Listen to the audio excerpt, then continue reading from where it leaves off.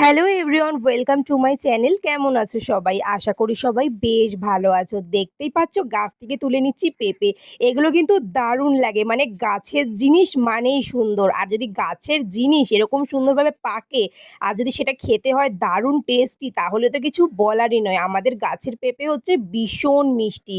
যে একবার না খাবে সে জানবেই না। আমাদের গাছের পেঁপে বলো, জামরুল বলো, আম বলো, সব কিছু অনেক ভালো। দেখতে পাচ্ছ মা এই পেঁপেটা কাটছে। আর একটু আগে যেই পেঁপেটা দেখলে সেটা কিন্তু আগের দিন পেড়েছিলাম। একটুখানি কাঁচা ছিল। এজন্য ভাবলাম পরের দিন যেটা পারবো সেটা অনেক মিষ্টি হবে আর অনেকটা যখন পাকবে তখন পারবো। আর দেখো আমি তোমাদের দেখাচ্ছি আমাদের পেঁপে গাছটা। দেখতে পাচ্ছ?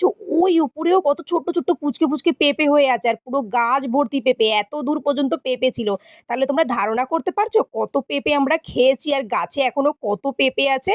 তোমরা অবশ্যই কমেন্টে জানিও পেঁপে তোমাদের কেমন লাগে। আমার পেঁপে খুব ভালো লাগে, পাকা পেঁপে বিশেষ করে। টাটা।